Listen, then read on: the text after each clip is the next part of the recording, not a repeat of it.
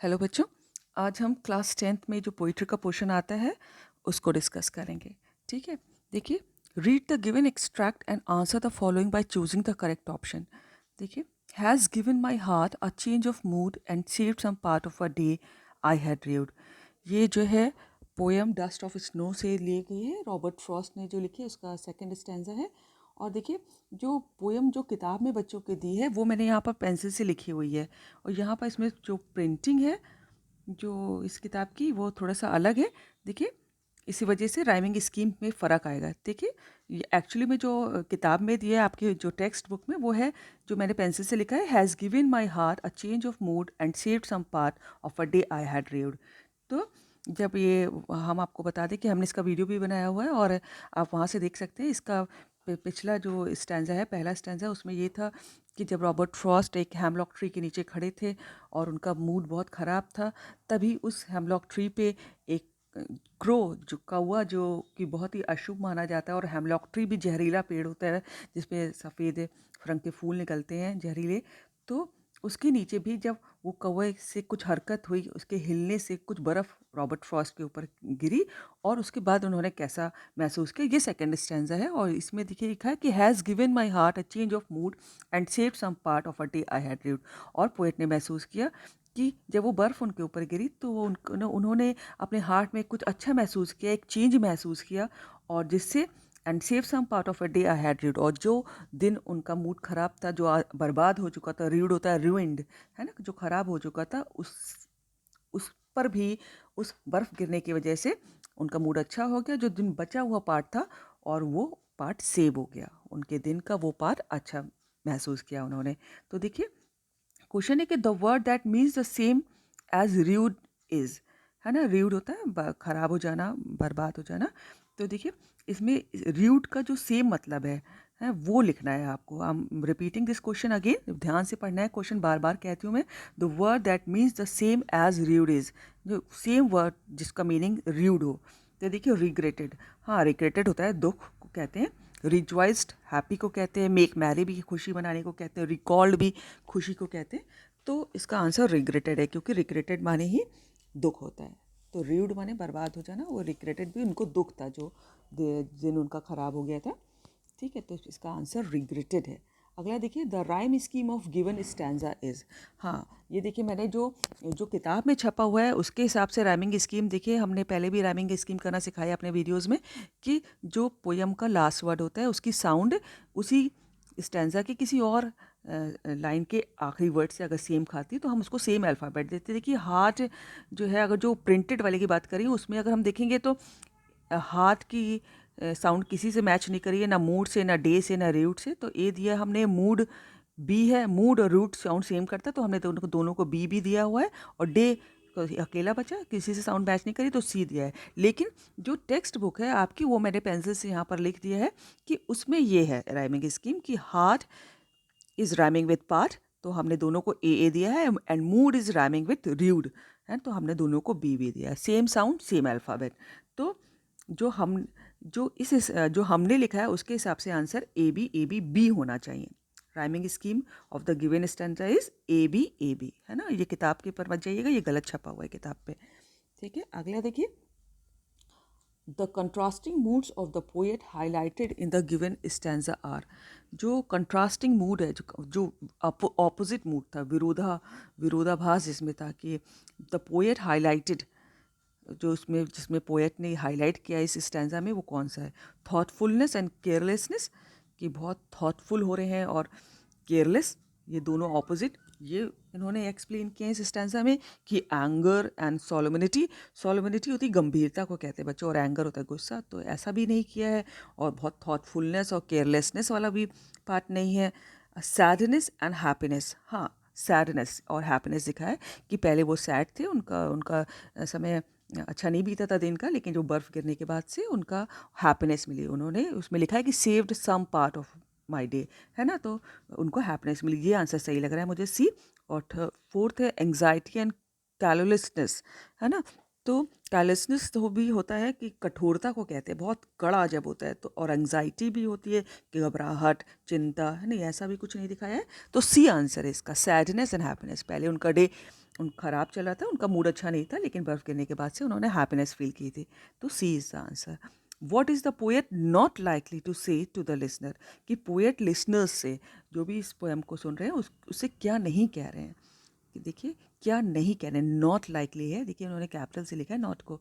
Number 1 option, now I can be happy, I am still hopeful, I am feeling better, my mood is ruined। हाँ, देखिए बाकी तीनों एक ही जैसी बात कह रहे हैं कि now I can be happy, हाँ वो हैप्पी फील कर रहे थे। आई एम स्टिल होपफुल, वो अभी भी होपफुल थे, आशावादी थे। आई एम फीलिंग बेटर, उनको बेटर महसूस हो रहा था। हाँ, ये तीनों चीज़ें करीब करीब सेम सी हैं।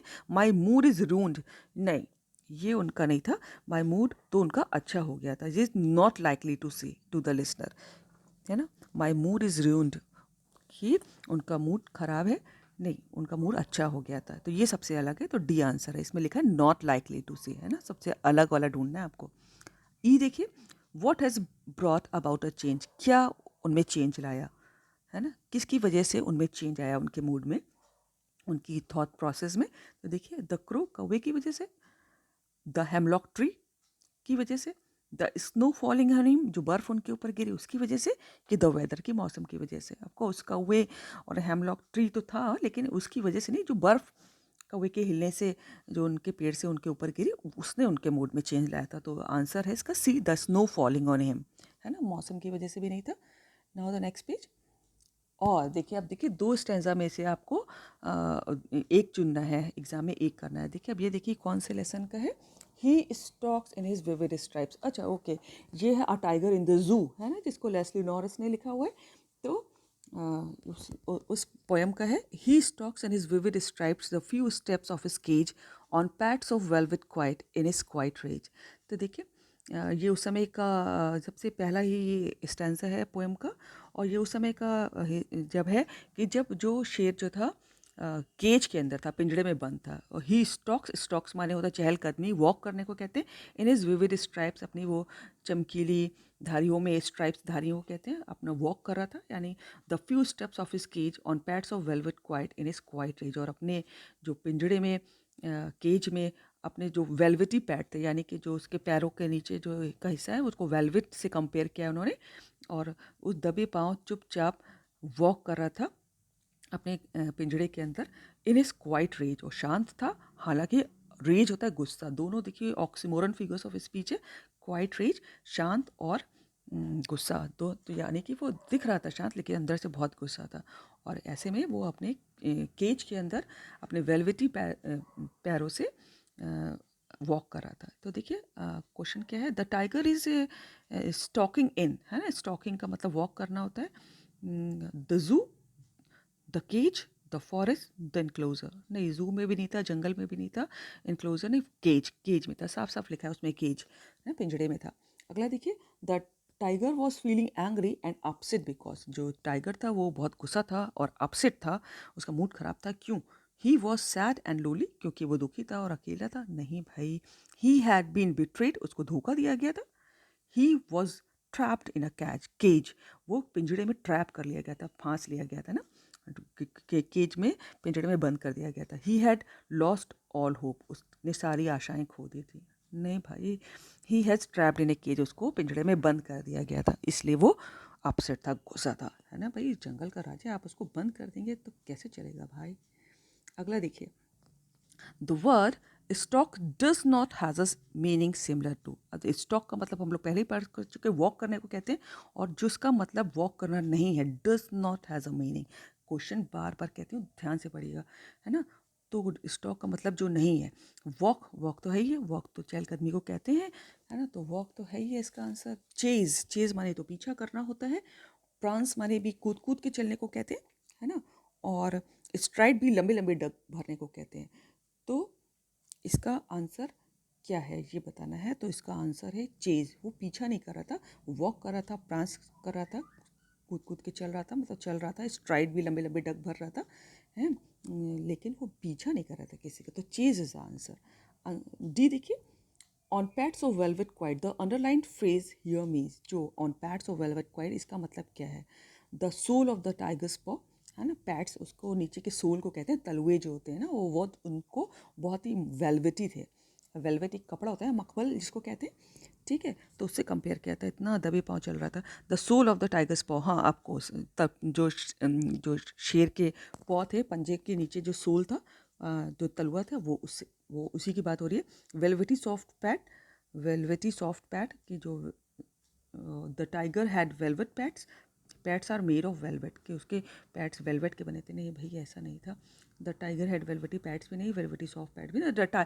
यहाँ पर अंडरलाइन लाइन का मतलब है the soles of the tiger's paw, है ना, जो जो शेर के पंजे थे उसके नीचे के सोल की बात हो रही है कि वो वेलवेटी थे। तो A is the right answer. अगला देखिए, the word that does not indicate the tigers condition is, कौन सा वर्ड है जो टाइगर की कंडीशन को इंडिकेट नहीं करता है ना। एजिटेटेड, हाँ एजिटेटेड तो था भैया, गुस्से में था। एजिटेटेड माने होता है कि बहुत ही उत्तेजित था।